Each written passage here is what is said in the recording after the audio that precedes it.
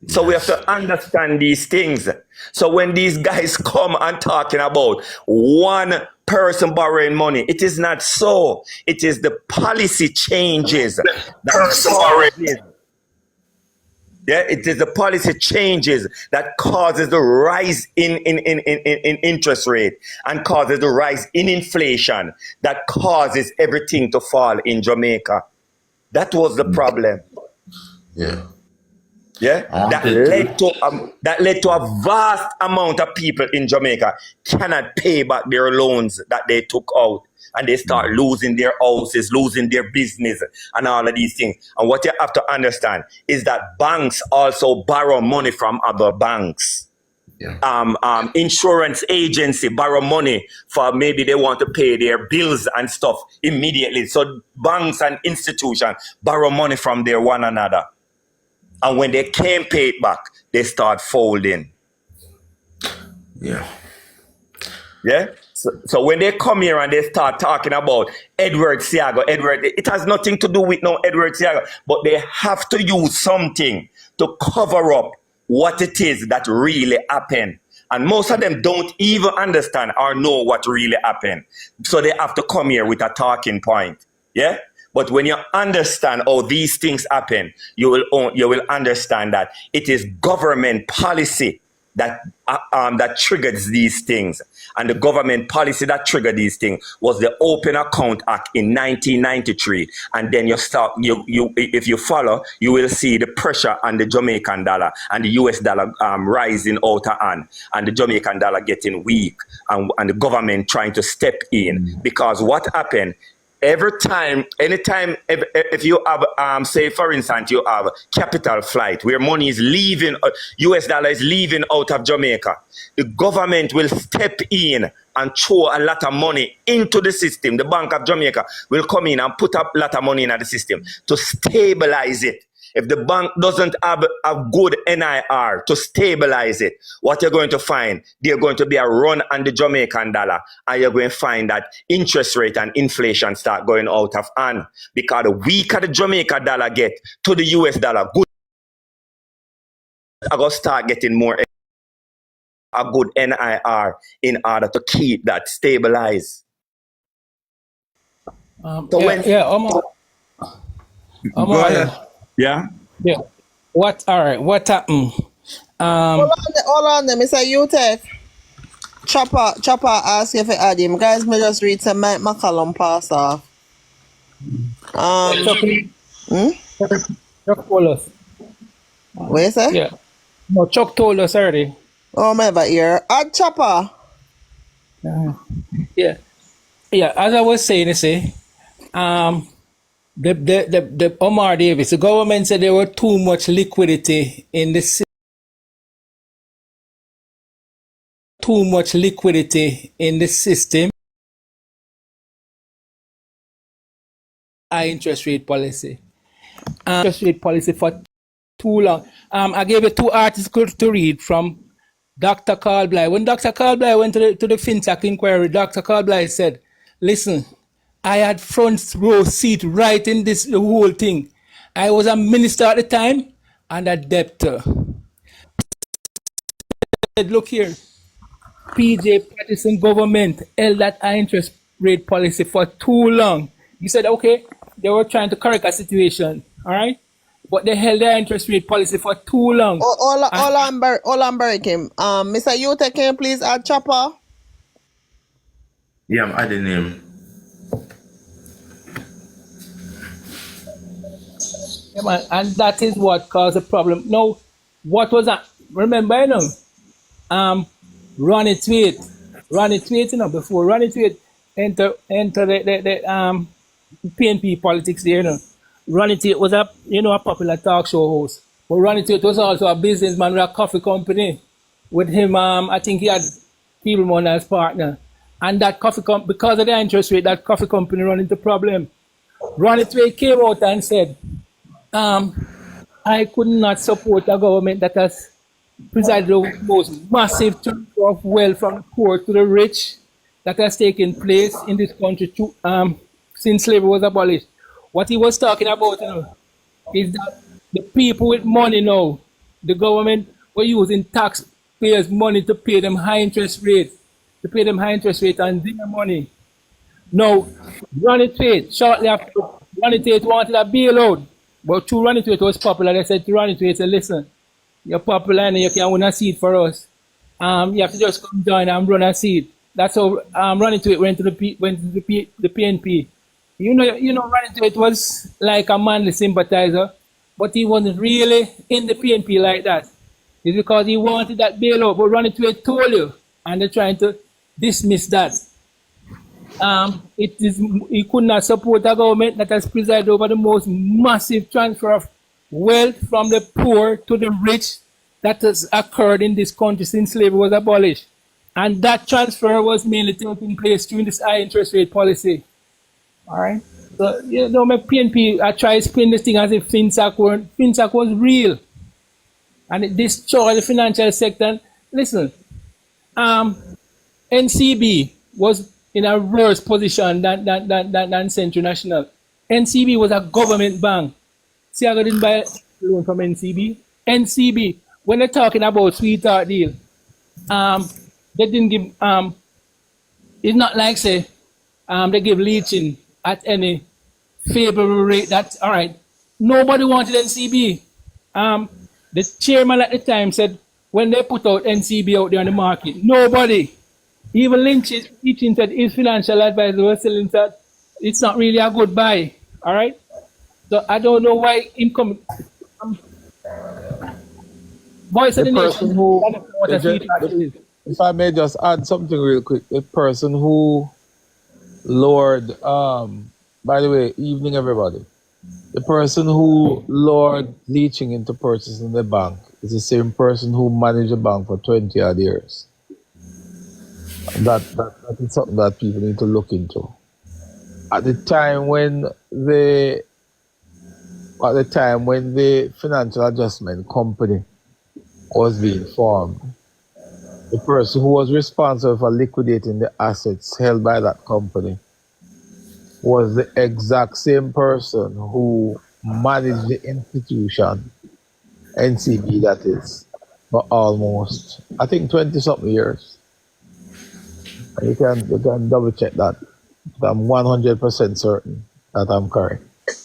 No man, you're correct, Chopper. It's the same person, that's said that when, because the person was in charge of the Finsac. I think the person was the chairman of the Finsac inquiry, no? Yeah, No, Finsac. not chairman. He was in charge of Charles Ross was that. Charles Ross. no, not Charles Ross. I'm talking about the former managing director, No man, I know. Hilton, who was at Yeah. NCB, who just left NCB a couple of years ago. No, but He was the one who called Leaching in Canada and told him about NCB, that he can get him NCB, because he was responsible for liquidating the assets that was held by the Financial Adjustment Company. But Chopper, What I'm trying to highlight is the fact that the same person who sold Leaching the bank left Finsac and went to NCB and managed the same asset that he got NCB. He went and managed it for 20 odd years and become a billionaire out of it. what happened in the Chopper? He said nobody wanted the bank. He said they put out tenders for it to the sale and nobody. Who said that? Michael Hilton? Yes, and he had to convince Leaching to take up the offer. No, he didn't. Well, that again was something that was cooked up because, you have something to sell and you want to make sure that your brethren get it. So you make it unattractive to everybody else because you want your brethren to get it. But anyhow, that's not why I joined. I joined it because what persons fail to recognize is the political connection and the real reason why we had Finsac. Because Finsac was not just purely bad policy. It was also a targeted policy. It was a bad policy, one, but it was also a targeted policy.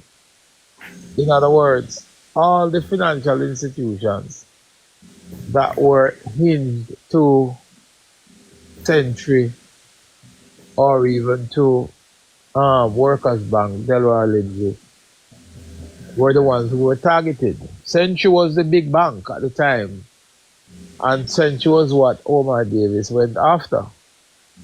Why was he going after Century National? And why was he going after the banks?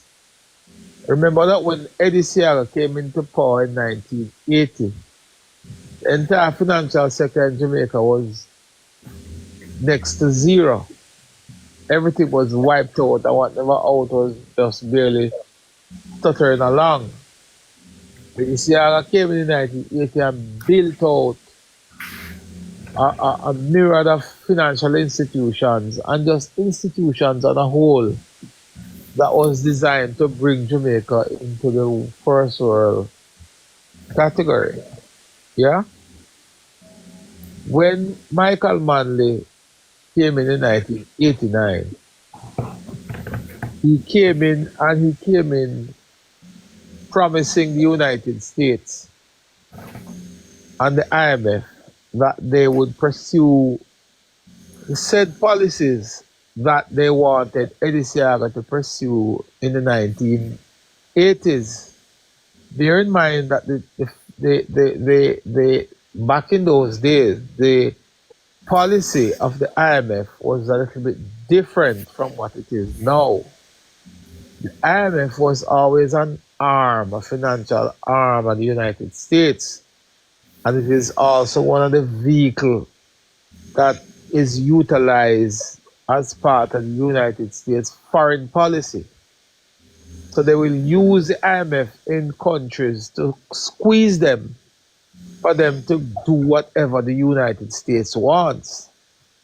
The United States helped Jamaica, or helped the Jamaica Labour Party during 1970s, late 70s, to unseat Michael Manley and to install Eddie Seaga.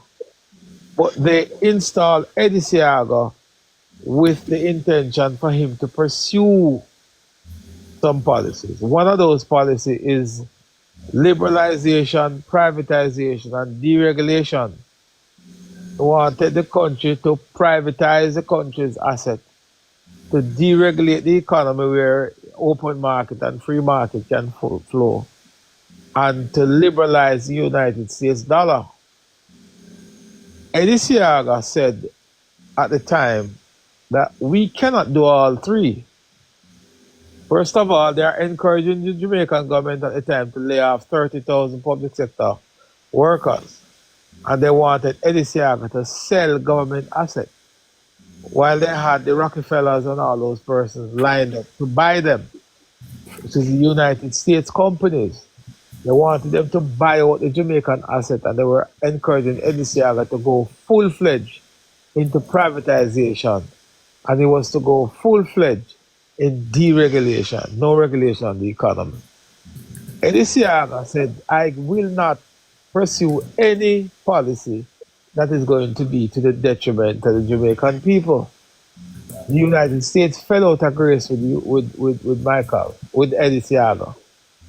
And I'm talking about we got into power in 1980. And by 1982, the end of 1982, November thereabout, we fell out of grace with the United States, and they wanted to see the back of Eddie Seaga from 1983. That was the reason why Eddie Seaga ended up calling a snap election in 1983 to hold on to power, because he realized that the United States now wanted him out. So between 1983 all the way up to 1989, Eddie Seaga operated in a very hostile environment with the United States. And by then, Michael Manley was now being groomed by the US to take over Jamaica again, because they're not getting what they want from Eddie Seaga. So they are going to now groom Michael Manley, because Michael, who was the enemy of the United States, who was clad in a bush jacket and vowed to follow Fidel Castro to the mountaintop, all of a sudden was the person who Washington invited to the United States. Papa. Yes. Could I add something to that? Please. You see, all of that you're saying, you are dead on. What happened was the shock doctrine took place in Chile first after Reagan and Thatcher came in. And they wanted the same shock doctrine, the neoliberal policies that they implemented in Chile to implement in Jamaica, carried out just after the election that took place in the 1980. So that would give Jamaica a shock, where being that the people were in the situation coming out of in the 70s, it wouldn't be that much of something unusual carrying out against the people. Edward Seaga wasn't a part of that, and I'm none of that. But one very important part you have to also add in is that the PSOJ was formed in the 70s to also get rid of Michael Manley, used by the Americans. And in the same period inside America in the 80s, they couldn't get their way with Edward Seaga, and they were a part of dressing up Michael Manley in the bush jacket to come liberalize the financial sector in Jamaica. Because when you liberalize the financial sector in Jamaica, you then take it out of the hand. That's why Jamaica is at a point, right at this point. Jamaica don't have a real democracy. Jamaica have a plutocracy, because the financial sector is the one that really controls the power here in Jamaica. Because if they can do a thing where they can affect the whole financial system and bring it down to its knees, just like they did in 1996. As you said, Chopper, it was a targeted approach. And the targeted approach was to destroy the financial sector and rebuild it in the way how they want it. Yeah? Which was to please the IMF. You can continue. Yeah, appreciate that. And you're correct. So the IMF was a tool that was used. It was part of the U.S. foreign policy, and they've utilized it all over Nicaragua, Panama. They utilize it just about everywhere in the world. And Jamaica was no different. They utilize it, as the gentleman just said a while ago, using the PSOJ as their guy on the ground to help them maneuver things.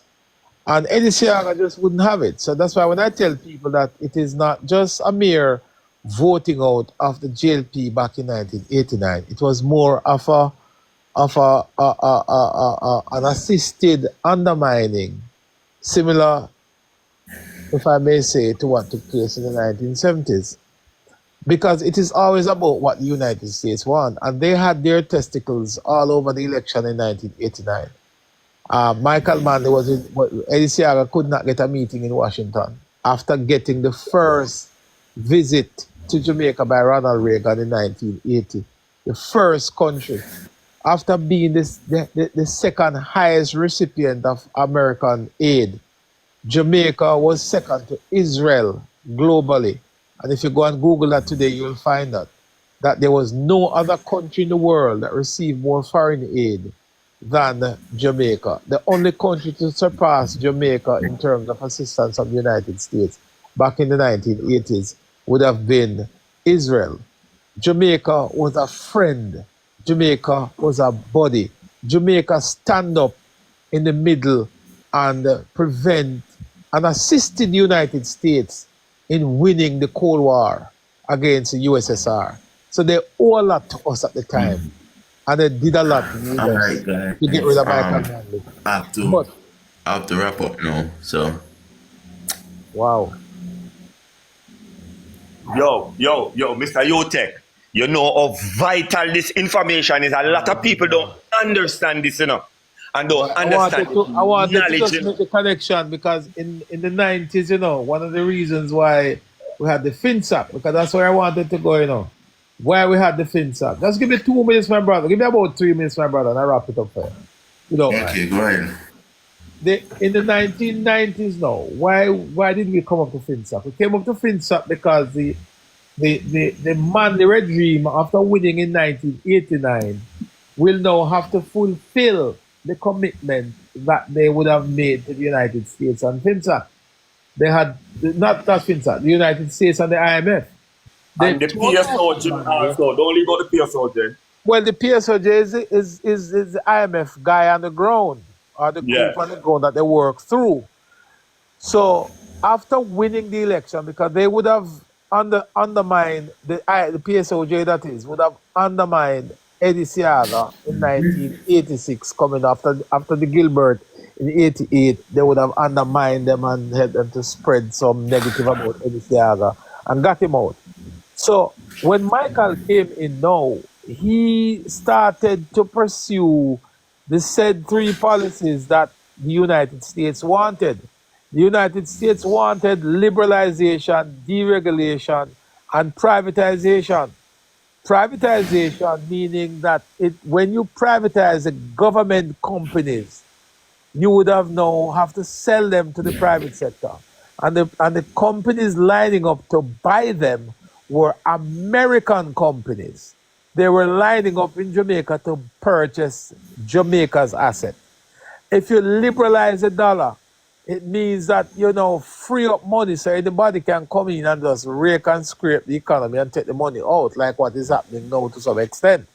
However, Eddie Seaga said to Michael Manley in 1990 and said to him, when Michael Manley, I never forget, when Michael Manley stood in Parliament to address Parliament, and he sipped his glass of water, and he says, Jamaica will move forward on three pillars: deregulation, privatization, liberalization. And Eddie Seaga had a press conference afterwards and asked Michael Manley and warn him and beg him, whatever you do, do not liberalize the Jamaican dollar, because we are not there yet. We have to have a higher level of net international reserve before you can liberalize the dollar. And Michael Manley never listened to Eddie Seaga. He went ahead and fulfilled his commitment to the IMF, and he went ahead and liberalized the dollar without having the adequate net international reserve. And why he did that was because he knew that if you put a shock into the financial market, you're going to hurt some of the biggest financial companies in Jamaica. And all of those companies at the time were companies that were associated with the Eddie Seaga, or they were either set up by Eddie Seaga, but they were all supporters of Eddie Seaga. From Delroy Lindsay down to Workers Bank, Century National, Eagle, the Pantons, they were all labor rights, and they were all persons who were supportive of Eddie Seaga. And the PNP knew that. So they knew that But if they crashed the financial sector. Yeah. Chopper, it was Edward Seaga who negotiated with the Barclays and all those banks and bring under all of the financial sector under the ownership of Jamaican. Yeah, man. But you see, what they wanted to do, is if they can hurt Century and hurt all of those local banks, they will hurt Eddie Seaga. And that they did. They did that. Chopper, I think you should. I think me and you need to book up on one show and we could discuss this in depth. Yeah? Yeah, man. I think we need to be on a show in a debate and discuss it in depth. There's so much more to discuss about Finsac that it's not funny. There is a lot. The PNP has not paid the political price for what they have done to Jamaica using Finsac. They have not paid it, and they deserve to be paying that price. They have hurt a lot of people with Finsac, and they deserve to pay the political price. I believe that even in this very election coming up, Finsac must be placed squarely on the table so the Jamaican people, especially the business sector, can be reminded of how dangerous a PNP government can be, especially when they are out for blood, because they really have no concept of how to run a country or to run an economy. The PNP has never preached to the Jamaican people about the importance of an economy before. The first time some people in Jamaica are now appreciating and understanding what a good economy means to Jamaica is now. The PNP has never preached that. And I think that we have a responsibility to educate our people and to let them understand, especially young business people, that flirting with the PNP is a dangerous idea. because we've done it before and we've paid dearly. But big up yourself, Bridget. Thank you for the time. Yeah, we need to be on a show to explain this doctrine. We need to be. Yeah, man. Not a problem, man. All right. Yeah, Thanks, blessings to sir. each and every one. Love and respect.